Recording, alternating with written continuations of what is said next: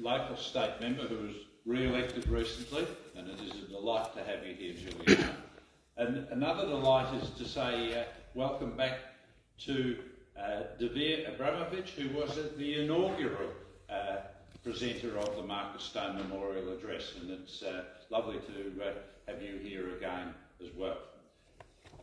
Now, I'm here to introduce Rabbi Menachem Aron, and he's given me a brief piece of information, a little bit more on that in a minute, but he's the director of Chabad of RARA, which is the rural and regional Australia. Along with his wife and two lovely children, they provide support and all sorts of visits, I think, all over Australia to Jewish people who are living in areas that don't have Jewish infrastructure. So it's sort of really giving them a bit of extra help. Now, Menachem has, I think, sold himself short with this by a fair bit. So, in fact, I'm now going to ask him to speak and explain himself and just talk a little bit about what he does do. Thank you.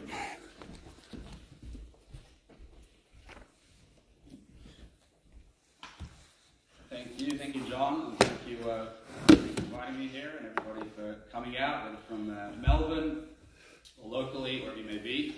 It's great to have everybody here, and good to be back in this shul again. I was here just, I think, a few months ago when we had the 160th year inauguration. Rededication, which was a really special service and a big pleasure to be there. So my name is, as John got right, is I'm Rabbi Menachem Aron, and together with my wife Chevy and our two beautiful children, we direct Chabad of rural and regional Australia.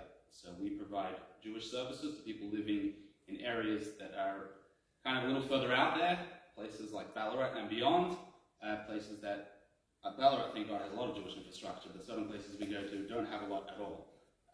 We've been to places as far as Darwin, Alice Springs, up in central Queensland, and to Western Australia as well. Really, wherever we need to be, we'll go to visit Jewish people and to provide them with services, to provide them with connection.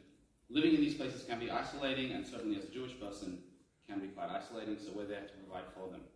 It's my honour to present today the Marcus Stone Memorial Talk. Marcus, for those who don't know, Marcus was the father of Bernie over here. And although I was not privileged to meet Marcus, he passed away in 1983, but I did learn a lot about him from Bernie and from doing some research as well. And so it's a real pleasure and honour to be here in Marcus's honour. Marcus's name was Mordechai Ben Dov, and he was born on the 23rd of July in 1904. Now, interestingly, something I only realised more recently, a connection that I and many of the people in Melbourne have to this, is that I grew up going to the Yeshiva Centre on Hotham Street, and in the Yeshiva Centre there's a room called the Lunch Room, as it's called. The official name, it's been known as the Lunch Room for many years, but a lot of people don't know is that room actually has a name. It's called the Paul and Jessica Simon Hall, and Jessica was Marcus's sister, so Paul was Marcus's brother-in-law, and Paul and Jessica were quite influential here in Ballarat. Unfortunately, Paul did pass away before his time, and so I had that connection already going many years back. But what I'm going to speak about today is an interesting interaction which Bernie has mentioned to me a number of times, which took place with his father. And this was back in 1962. And just to kind of set the scene a little bit, so as just speaking briefly before in the hall in the back, this shul, thank God, has quite a lot of use these days. It's used every month for a regular service. The school trips that come here often, I myself came here as when I was in school many years ago, and it's received quite a bit of use. But back in the 60s, things were a little different. You see, this shul was built over 160 years ago, and at the time, there was a real need for it. There was a flourishing Jewish community here in Ballarat. People came in because of the gold and many other things, and the shul received a lot of use back then.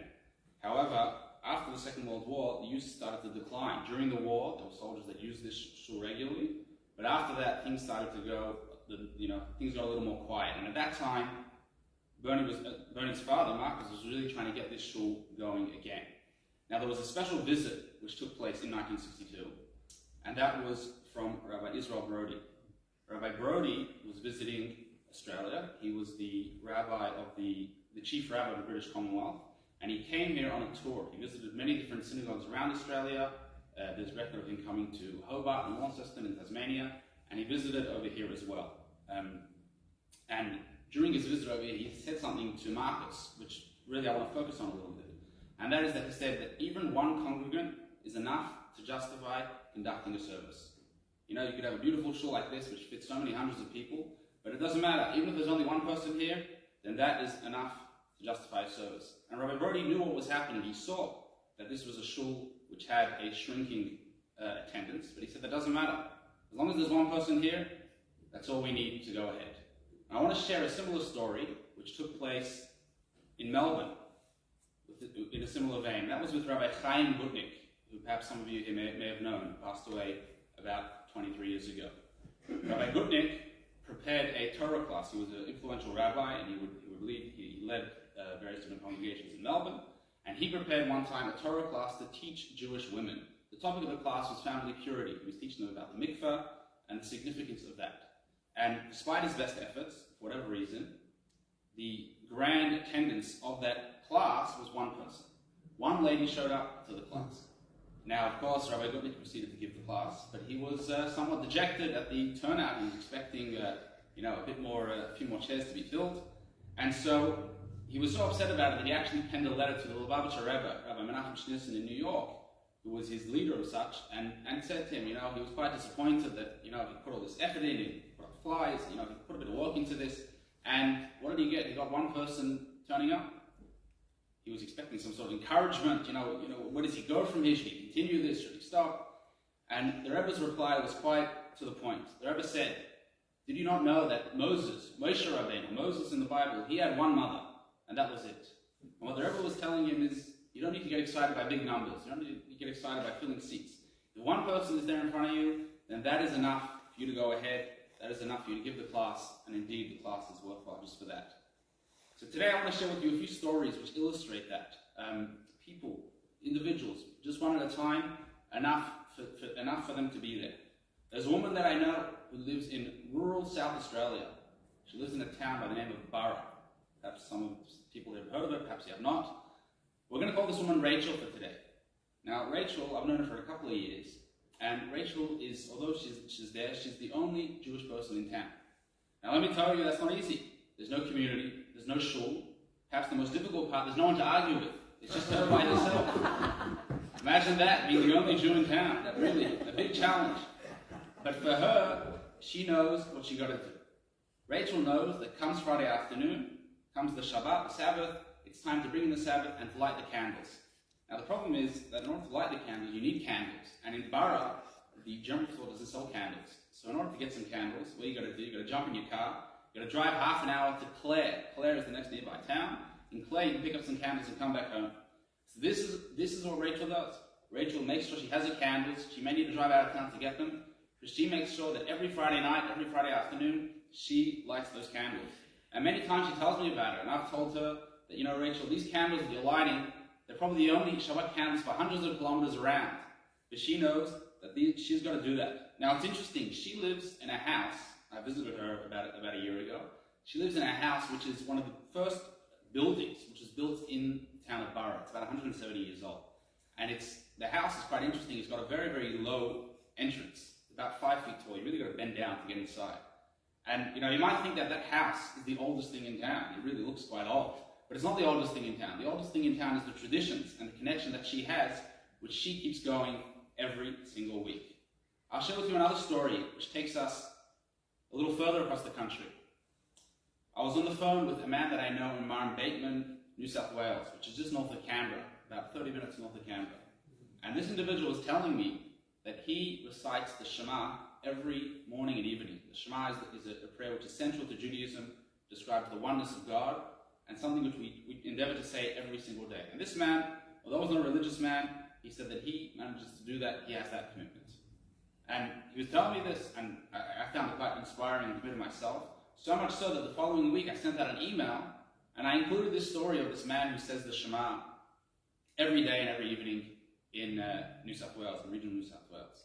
Now, of the hundreds of people that received this email, I got a reply from someone named Devara, who lives in Alice Springs, the iconic Alice Springs in the Northern Territory. She lives out there. And she received this email, and she asked me, I want to hear more about the Shema. Tell me more about it. What do we do? What do we say?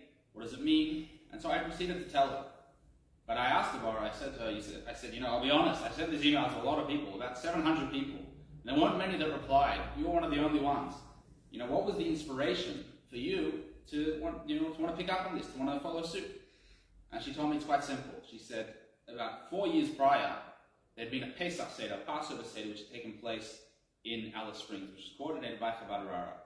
I wasn't there myself at the time. A predecessor of mine was there, and he coordinated the Seder.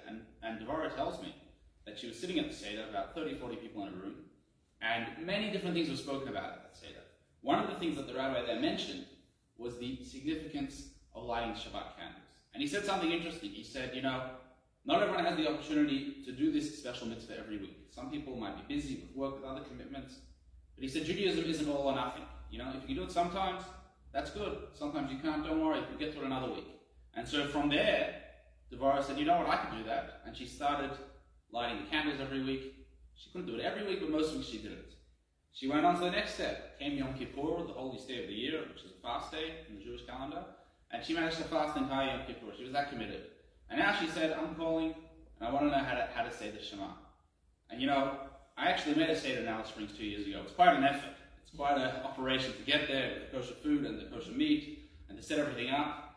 But I'll tell you that for one person to be at that Seder, for Devorah to be at that Seder, that entire effort is well worth it just for one person. Now, interestingly, being that we're in Ballarat, I'm sure many here have been to the Ballarat Gold Museum, have been to Sovereign Hill. And I recall going there when I was in grade 5, that was like the highlight of the year. The only reason we went to school in grade 5 was to go to Ballarat. And we came here on our day trip, and we went gold panning, and the full trip. And as part of that, we visited the Gold Museum. Now, in the Gold Museum, going back to what I mentioned earlier, there is quite a mention of Paul and Jessica Simon. And specifically, if you look in the museum there, you'll find a number of different gold artifacts. One of them is a collection of gold coins which Paul collected over the years, and I believe he donated to the museum. And there is also a gold menorah. The menorah is the 7-branch or 9-branch candelabra, which is central to Judaism. Now, what's special about this menorah is that apparently, according to the yellow book, the Formula for Chabad. That's right, that book. It says there that that menorah is made from gold which he fossicked here in the 50s. Or the 40s and 50s. So there's still plenty of gold in Ballarat. Don't start digging over here, maybe somewhere else. But he found enough gold to make a menorah, and it's a pretty sizable piece. Now, nothing is by chance. And what's interesting is that the Torah portion this week is all about the menorah. This week is Parshat Bahalotcha, and we read all about the menorah, the candelabra which stood in the Holy Temple, which was lit. Now, it wasn't only lit on Hanukkah, like we light these days, but it was lit throughout the entire year. It was something very special, and indeed in the Haftarah of this week also, we read about a golden menorah as well. The menorah is something which is central to Judaism, and it's mentioned there as well. But what's interesting is that in the very first verse of the Torah reading that we read, it speaks about the order of the kindling of the menorah, which was quite an involved procedure. It was special oil which needed to be used. It had to be done in a specific way. But what's interesting is the wording which is used in the Torah portion in Hebrew. It says, V'halotcha et hanerot, which means when you go up to light the candles. And the commentaries read into that when lighting the candles, it wasn't just sufficient to take the service candle and kind of brush past the little wicks over there, because they wouldn't light. Rather, you had to hold the candle there enough that it would linger long enough that the wick would ignite and that you would have a flame burning. You would have an individual which would be there. And I think this is very much what Rabbi Brody was talking about, was lighting up those individuals in order that they can burn for themselves, they can be sufficient for themselves. Now, because we've mentioned the menorah, I'll mention one more thing which took place 2 years ago. 2 years ago, I was with my family, and we were traveling, 2.5 years ago actually, we were traveling to regional New South Wales, because we were to be celebrating Hanukkah all around regional New South Wales. We'd be visiting different Jewish towns all around the coast, and holding different Hanukkah gatherings there. Now, our first one was scheduled to be in Merimbula, which is near Eden, at the south coast of New South Wales, a really beautiful part of New South Wales. Now, to get there, we went through Gippsland, all the way down, all the way to Merimbula, which is quite a drive. It's about, I think, 7.5 hours.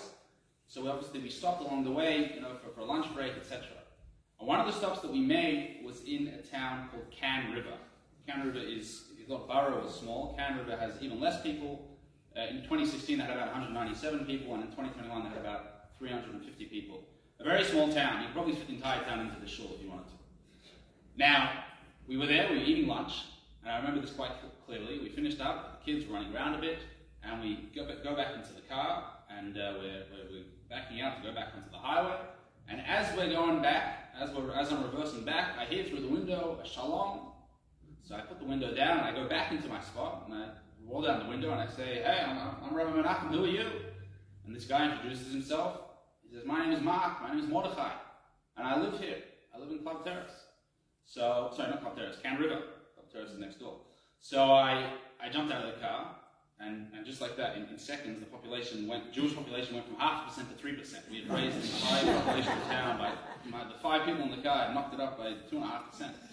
So I start talking with Mark, and I say, "Well, what's going on?" He says he lives here for a couple of years. This is about 6 hours out of Melbourne, quite far away. He's originally from France, a French Jew, and he knows his name is Mordechai. He doesn't know much else. I said, "Well, did you know that tonight is the first night of Hanukkah? We're actually on our way to Marimbula to be making a Hanukkah party." And I said, Marimbula's a little fast, another 2 hours up the road, but I'll give you a box of candles and a little tin menorah. You can do it yourself. Mark was so happy to receive that, put on the tefillin as well. And that actually began a very, very long relationship. We've been in touch with Mark until this day. Last year he came down to Melbourne. We spent the Shabbat together. We had a whole get-together. And that was just one individual. We lit up, and he managed to light those candles every single night. So I think what we see from all this is that we need to give every individual all that we've got, whether it's in Ballarat, whether it's in Alice Springs, it might be in Can River, it might be in any part of Australia. As Rabbi Brody said, just for one individual, we need to make that service. And how much more so? When there are so many more people, we have a full shul, we have many more people, we need to be there. And like I said before, at that time, when Rabbi Brody came to Australia, the shul was on a decline. There were not a lot of people attending here. But look at us today. Here we are with regular services, there are people coming in for different events, school groups, and more, and that connection is there. So let us hope and let us pray that the memory of Marcus be a blessing. As we say, Zecher Tzadik L'Bracha, the memory of the righteous should be a blessing, and we should take with us these abilities to be able to ignite those individuals on the menorah every day of the year. Thank you.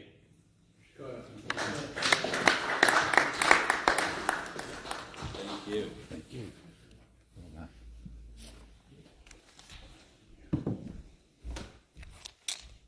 Well, thank you for that. Giving us an idea of what is going on, and I think it also gives us a justification in the shul to keep going, even when we don't make a million for our Shabbat services. We do most Shabbases, but not always, and we do get more than one, which is important. But we have got a great deal of encouragement from that speech, and I think we would all encourage you to continue with the work that you have done, and I'd like everyone to join me in saying thank you. Thank you. Now, I think we do have some hospitality in the Paul Simon Hall at the rear. You are all welcome, and we'd love to see you there. Thank you.